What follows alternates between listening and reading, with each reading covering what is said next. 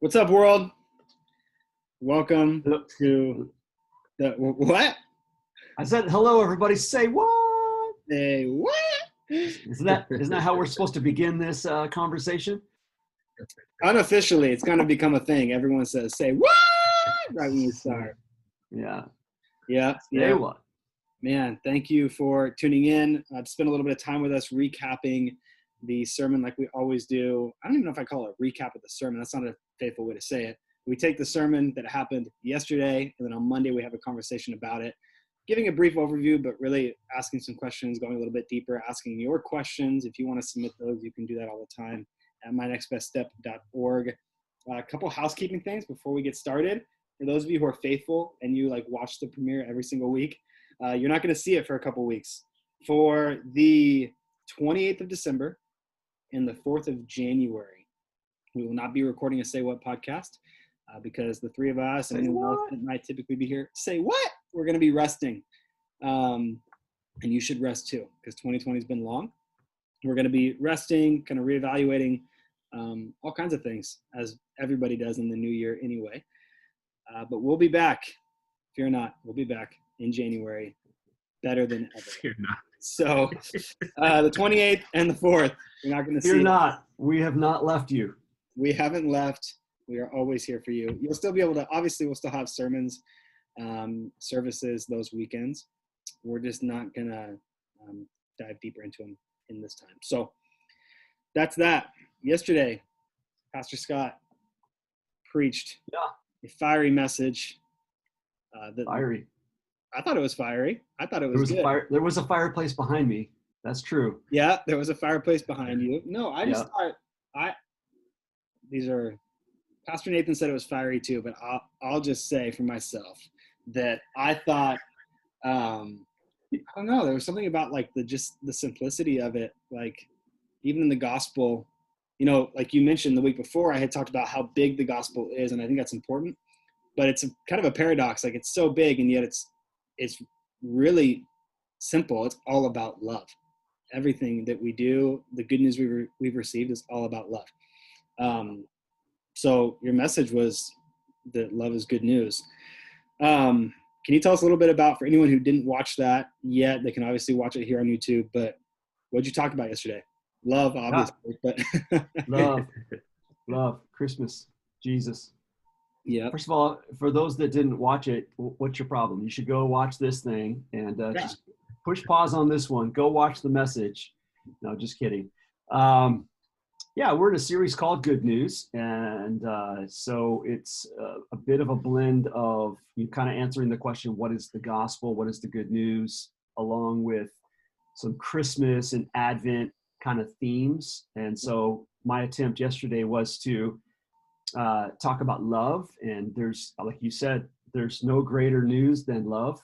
When we stop and think about the magnitude of that statement, like you said, and we say stuff like that all the time. But I mean, when you stop and contemplate the fact that the scriptures themselves define God as love, then, you could talk forever on the subject of love and never exhaust its impact or the necessity for love or whatever. And so anyways, I chose 1 John 4:7 through 12, where it just says, "Dear friends, let us love one another because love is from God, and everyone who loves has been born of God and knows God. The one who does not love does not know God." And then it says, "Because God is love." God's love was revealed among us in this way. And here's kind of the Christmas tie-in. God sent his one and only Son into the world so that we might live through him. And then he goes on to say that,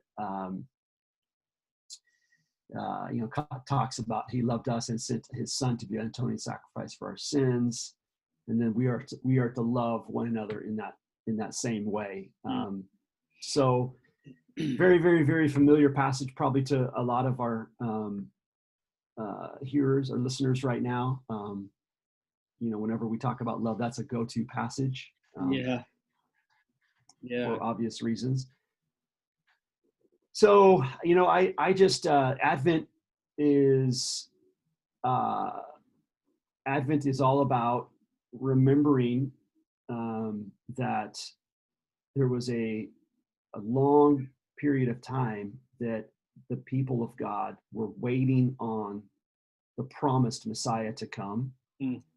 And then Advent literally means the arrival or arrival. And but the reason that the church traditionally has celebrated Advent, and we've also seen just a resurgence of the celebration of Advent in the modern church. More recently, maybe in the last 10, 15 years, I know that I have felt like we should camp on Advent annually.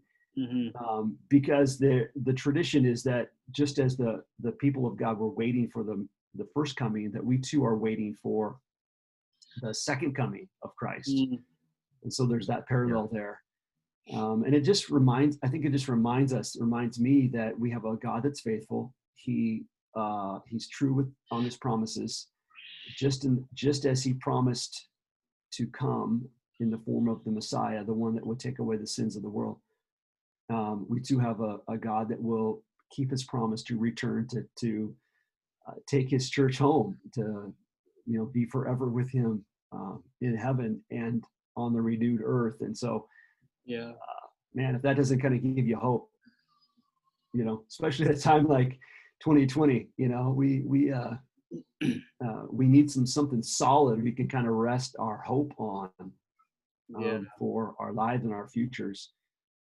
So I mean, that was just the springboard. That was just the text that we use, and then I just kind of chose maybe two attributes of love that I felt like needed to be emphasized, and so I just chose love is patient, but I reworded it. I said love is slow, because love is patient is so cliche, even though it's right there in scripture. It says love is patient. If you've been to a wedding, you've heard that, 1 Corinthians 13. But there's something, we kind of bristle at this idea that love is slow. Like what do we mean by that? So maybe we can come back to that if you want to, and then I don't want to re-preach the whole thing, but then I talked also about that love is close. And those two kind of go hand in hand, that love is slow. In other words, things are not moving as fast as we want them to oftentimes, but even in the waiting or in the process, we have a God that is with us, that never leaves us, that he's, that's what, the scriptures themselves define Emmanuel, the name that was given to the Messiah, that he would be Emmanuel, God with us. And just because he ascended back to heaven doesn't mean that he's not with us, because he's with us through the giving of the Spirit that he promised. And that God is with us. So God continues to be Emmanuel with us through the work and person of the Holy Spirit. So. Man, I do want to jump into those 2 points, that love is slow, love is close. But something just struck me while you were talking. Two things now that you mentioned Emmanuel. This is really open-ended. Both of you can speak to it. We won't spend too much time on this, but it is broad, but I think it's really important. And I'm genuinely asking this because as you're talking, I'm thinking for myself, what might like the day-to-day implications be in obscure ways or practical ways if we really believe that God is with us and that God is love. Because I'll just speak for myself. I have a hard time. I'll try to remind myself regularly that God's with me by the Spirit. Sometimes when I'm praying, I think of God as really far away. And then that God is love. Like, I tend to think that love is one of his attributes, not theologically, just practically throughout the day. I think, God likes to love people, but also he's really angry, or I think he's got all these other attributes, especially towards me. So what might the implications be if we think God's with us and he's defined by love? He is the embodiment of love. Well, first of all, I think that's the $1 million question. I think that question of wrestling with those truths lead to life, lead to an abundant life that Christ promises us. The most predominant promise comes in the form of I will never leave you or forsake you, or I am with, in Scripture. The most predominant, most consistent, most prolific promise of Scripture of God is that I will be with you. But most often it comes after something like do not be afraid or fear not. And I think a lot of people think that love is the opposite of hate. I actually think that love is the opposite of fear. And what do you mean by that? What's that? What do you mean by that? I think that when there is an absence, when there is an absence of love in our life, that hate is not what we experience, but we experience fear. Wow. When there's an absence of love in in our relationships, in our marriage or whatever, I think that what actually creeps in is suspicion. What is that? That's a fear that something is going on that we're not aware of, or somebody's motivations are out to get me, or whatever. It's not that we automatically go to hate. It's that we go ultimately to fear. Wow. And so back to your question, if God could get us to the point where we actually believe that he is with us and he is defined by love, then that will change. I mean, that changes everything. It changes how we relate to people. It changes how we walk through our day. It changes how we react to people, or we react to our own senses of insecurities or fears. Yeah. Wow. So I think it's not just something that we should talk about every now and again. I think we should talk about it over and over and over and over, because the Scripture seems to talk about it over and over and over and over. Yeah. The fact that God is with us, and despite our fear, he will never leave us or forsake us. And if in fact it's true that he is love, then how does that then inform and transform the way in which we view ourselves, we view our relationships, and we view the world around us? We are caught up right now in a world that is full of suspicion, fear, conspiracy theories. I mean, we meaning the church in general, not everybody, but a lot of people have just given themselves over to a theology that says everything's going to get better and then Jesus will come and the whole world will burn up. Instead of a theology that says God is renewing all things. Yeah. And he will return, and as he does, the consummation will be a new heaven and a new earth where his reign of love will rule forever. Yeah. And so what lane we choose to align with will determine how we orient our world. Yeah. Or view everything. If we're leaning into a God that's love, he's renewing all things, he's got people's best in mind, then we will align with that. If we feel like he's an angry, upset God that wants to destroy the world, then we'll look for every possible evidence for that to be true. Yeah. Yeah. So, yeah. Anyways, Pastor, that's a lot of talk. Yeah, I think that's true. That's why it's really hard, but it's so important to try to come very objectively to the Scripture and to just taking it at face value, even if you don't believe it, because whatever the foundation that you're building on, you're going to find things that that either align with that or don't, or that, oh yeah, that fits into this paradigm I'm already having. Scott, you said you were talking about love and fear, and I did some marriage counseling over this summer, and it tied kind of right in with that, with this idea of our counselor described it as a joy bond or a fear bond. So, for example,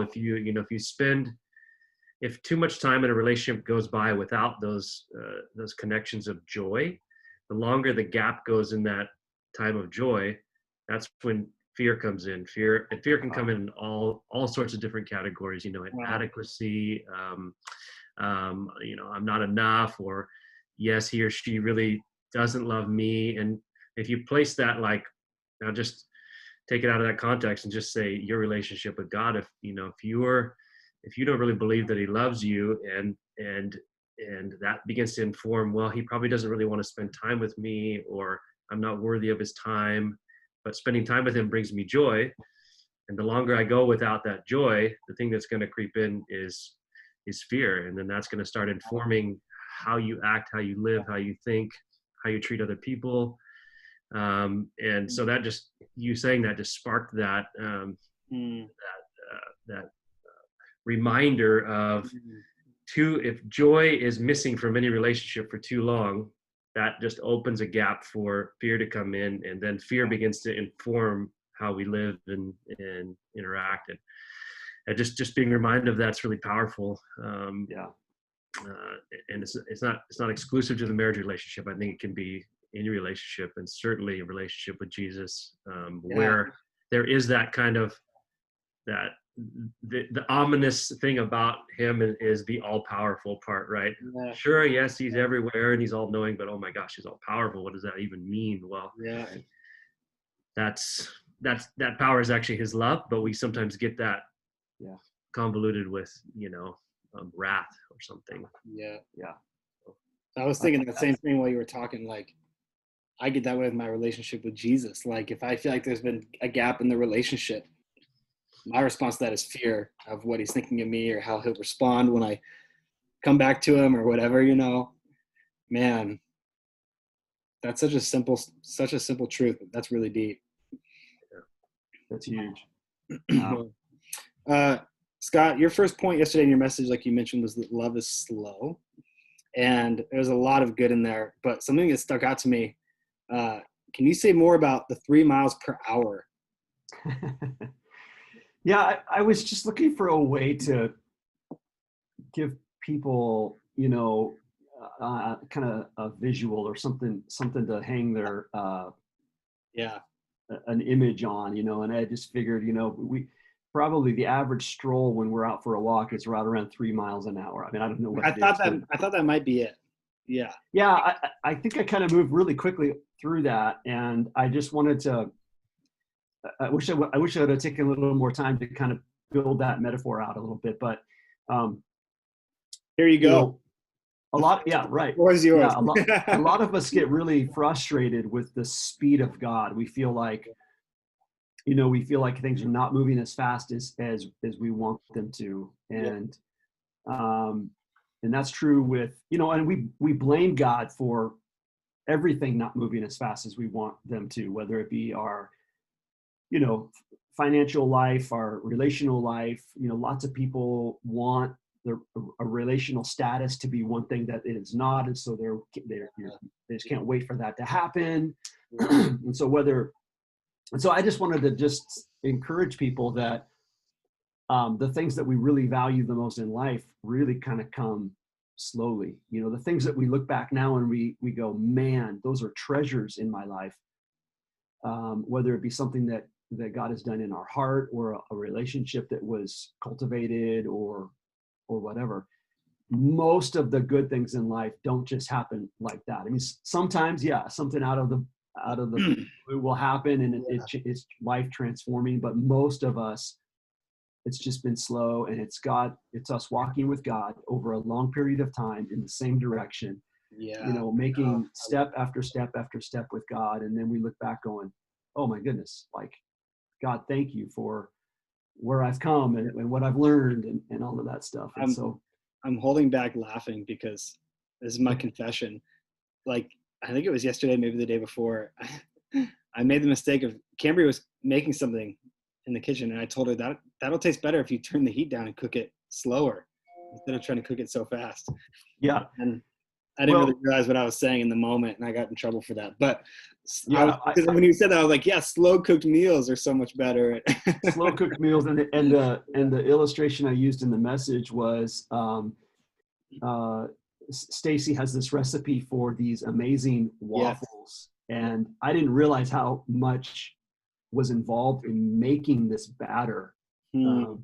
These waffles are amazing, and I was trying to compare them with Eggo waffles, you know, the frozen ones that come in a box and you just throw them in the toaster, and 90 seconds later you've got this waffle, and these no comparison.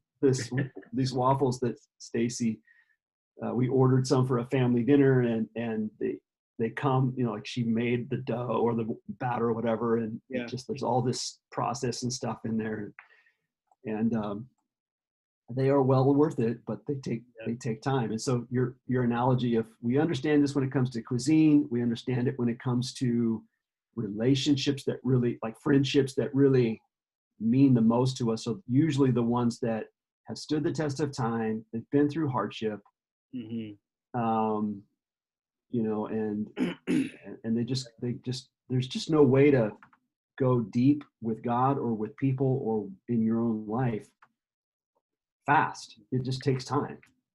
So I think I made a statement. Oh, go ahead. Go ahead. Oh, I was just going to say that 3 miles an hour, was that like a nod towards Will Smith's Summertime song? I don't know. What is that? That look on your face means no. I don't think so. What is that? You know, come on, man. You know the song. Summertime, 3 miles an hour, so everybody sees you. You know, just cruising. You're a child of the 90s. I'm a child of the 80s, so I missed that one. Okay. Love is a slow roasted brisket, or love is a tortoise. I don't know. I was just thinking about all that word. No, but I have my notes popped up here, so the next time I kind of look at this message, I'm gonna put that in there and look for that song and maybe get some inspiration. Yeah, dude. I'm thinking too. So like, I just the fact that Jesus, you know, and maybe this is common for rabbis, but he invites his followers, including us today, to walk with him, not to attend his class or whatever and like get our degree and go, but like a lifetime of walking, not even run with him. No, if you're signing up to take a long walk and learn along the way. And like, if that's how he is with us, then we should probably be that way with other people. But personally, I want to just like communicate the information and run or whatever, run with people. But it's hard for me to slow down and walk with people. But I have experienced in my life that it's the people who slow down with me that have the greatest impact, walk with me instead of running or whatever. So you're gonna say something else?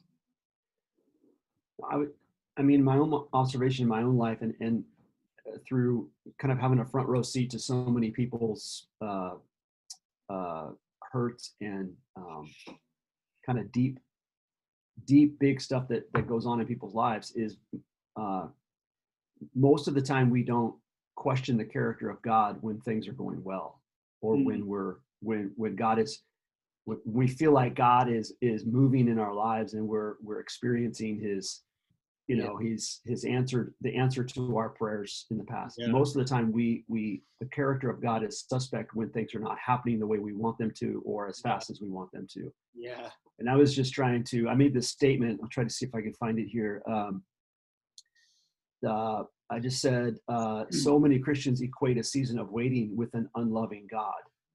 And I just, man, that really, I know I have experienced that as well, but I just really want people to understand that God never stops being loving. Like one of the most loving things that God can do sometimes is kind of, I don't know if makes the right word, but things don't happen as fast as we want them to. And there's something that happens deep in our soul when we have to wait on God. We understand this as a parent. Like, we don't give our kids everything they want. When we do, we create the worst kids in the world, you know.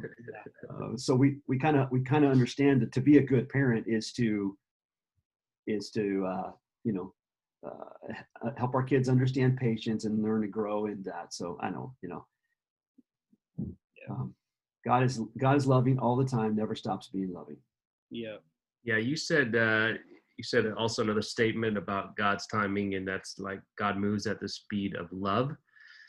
And like, I just think it's simple and profound, and just gives the implication of like, whatever he's up to, it's always rooted in love. It can't be any other thing than that. And this isn't totally relevant, but it really caught my attention. I was on Amazon earlier today, just looking at a couple different things and a couple different books. And this one from Eugene Peterson popped up. And Eugene Peterson, if you don't know, wrote the Message translation of the Bible. And I haven't read this book, but the title was so arresting to me that it kind of just fits it. And the book is called A Long Obedience in the Same Direction. Yeah. Discipleship in an Instant Society. I was just like, yeah, that's what it is to be with God. Like that, it's a long obedience in the same direction. We're just walking with him, following him, and doing what he says. And that is so much harder to do than to just say on a little podcast here. But I think that's what it is to be with him. Just keep walking with him for a real long time, his way. You dropped that phrase a minute ago, didn't you, Scott? I think you did. I think you just said that a few minutes ago. I've heard people say a phrase like that. I didn't realize that Eugene Peterson has a book by that title, but I didn't either. I'm very intrigued by it as well. I'm gonna maybe look into that. But I've heard other people say that. I thought it was a Dallas Willard thing, but you know, Eugene Peterson. There's a guy that, you know, anything that guy says, we should sit up straight and take a listen to, for sure. Yeah, for sure. Okay, with the little time that we have left, your second point, Scott, was love is close. And I thought it might be interesting to just have a brief conversation about, I think the three of us have talked about this, but just for what it's worth for other people listening in too, what are your thoughts about proximity and online engagement? Like, in order to walk with people in proximity with them, is this a faithful substitute? Like, even what we're doing right now, many of us don't have a choice right now because it's 2020. So I'm not looking for an indictment one way or the other, but just simply conversation about, like, going forward, looking at the years, like maybe where do you see the church leaning in, or our church leaning in the next few years, even when COVID's kind of behind us. I pray that that's a real day coming. Like, what is that? How do we encourage proximity and use this as a tool, or is this genuine proximity? What do you guys think about that? That's a good question. It's a good way to kind of segue off of a point in the message and then talk about something in real life. I thought you were saying it's a good way to take something that I meant and totally veer it in a totally different direction. I made the statement, love will not work without proximity. Yeah. I think I do think you would probably get two different answers if you had a group of people that were introverts and another group of people that were extroverts. Just based on their temperament alone, you would probably get slightly altering views on an answer to that question. Yeah. But I do think that ultimately, in-person relationships happen probably best when there is consistent in-person, like I'm in the same room with you or people or whatever. I don't think you can have a 100% substitute for that. However, I think that this is proximity. Well, like what we're doing right now it's we're having a meaningful dialogue, meaningful conversation. And there is a proximity to that. Like we're coming to each other, even though we're, miles away from one another right now, but we're with each other. Yeah. I think to say that this is meaningless in an effort to cast a vision for in person would be to dismiss the real, raw, and authentic thing that this is. Yeah. So I think you can fully achieve the deepest level of relationships from your office just Zooming with people? No, but this is pretty good. Yeah. Yeah. I don't know if that was exactly the question you were asking, Yeah, but totally. Just looking for your guys' opinion. Totally. That's great. I mean, I get texts from people that like, if somebody writes me a text, or even like an old school, like they write a card, it actually means more to me sometimes than if they said it in passing. Like we were together moving through the lobby and they just kind of said it because I was there. Yeah. There's something intentional about taking the time to write a text. You were on my mind. Yeah. Yeah. So yeah.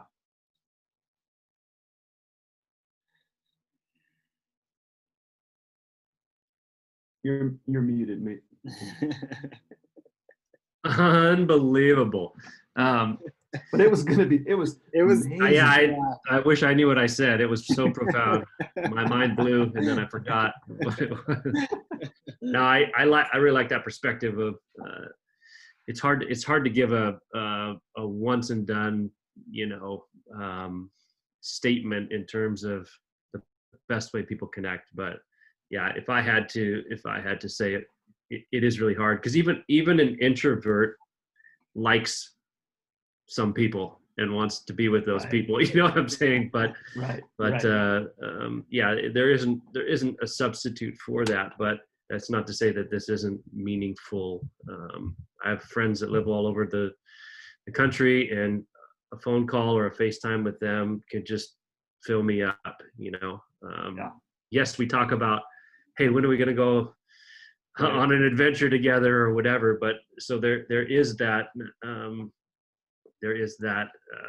Really foundation of what a relationship is, to be together. But but we can do this. This isn't the end of the world. This isn't that hard. It's just uncomfortable and not our preference. But we can choose to shrink back and have a pity party, or we can figure out ways to creatively still press into God and learn from one another. So the one thing that this year has revealed is just really where and what we were placing our faith in, and at least for me has revealed, where the cracks in my foundation are, and where I was maybe just relying on something other than God. So we have to, as best as we can, look at positives, not just all the the bummers, all the negatives, all the downsides. So yeah, Nathan, you said something that I think is really, really profound when you're talking about your friends talking about adventures. Even in your phone calls, you're dreaming about the future. Let me ask you a question, and obviously I hate to set you up this way, but what is Nathan and I, we've known each other for, I don't know, we're coming up on a decade now or something like that. Nathan, what is as you think back in how our relationship has developed and matured over the years, what is what are the things that we have done the most that have contributed to the relationship growing? I'm thinking of one thing that we've done multiple times. Yeah, well, obviously we've had a lot of Zoom calls. Is that what you meant? Yeah, right. Now, probably, I think for me, there's like three different ways you really get to know people. One is you work alongside them. The other is you eat with them, and then the last one is that you travel with them. So, because when you travel with someone in particular, things emerge, things come to the surface when you're uncomfortable or pushed to the max or have to sleep in an airport or whatever it might be. And so, yeah, those are the things that that the experiences that are kind of once in a lifetime, or that you can't replicate day in and day out. And that's usually what happens when you travel. And then you see or do something with that person or people that nobody else in the world has a perspective on. So, yeah, that's exactly what I was thinking about. We've gone to Ethiopia numerous times, and on those trips, sometimes we've taken excursions to other places and Ireland, and so you're right. I mean, when you're jet lagged and you're eating food that your gut's not accustomed to, and you're tired and you whatever, you quickly learn, you can't hide your real self. And so, the point for me bringing that up is that I think, whether it's our relationship with God or our relationship with others, like we need those times, those seasons, those things in our life that when you're on a call like this, or you're virtual, those other times are kind of like anchors in your relationship. This is more like maintenance, like it's like we're just staying in touch. Yeah. That's why marriages need, date nights and time away and things like that, so you can kind of build that joy that Nathan, you were talking about earlier. So that's a good question, Mason. Yeah, thank you for your answers. I feel like, where you said the answer might be different for an introvert and extrovert, I feel like my answer would have been different pre-2020 and now post-2020. Like pre-2020, I would have said, like, this is not valid at all. I mean, we had fun talking to each other, but compared to being in person, it was nothing. And I would say that not just in conversation, but just about church and the way we gather. And I'm much more now, I feel like I've been brought to the middle of, like, nothing can ever replace, like if Nathan's in Ethiopia right now eating Ethiopian food and we're Zooming him, it's not the same as being in Ethiopia together, sitting around the table, sharing that. But that's not to say this isn't valid as well. So in the future, post 2020, like in regards to church or even just to keeping relationships alive with friends who have moved or whatever, I'm all in. Online's legit. But also, more than ever, I'm like, man, I want to eat food with people who are not just my family, but like I want to get people around me, and catch up with people and have food. So yeah, thank you for your answers. Those are honest and good. Any last thoughts before we call it good for like 3 weeks?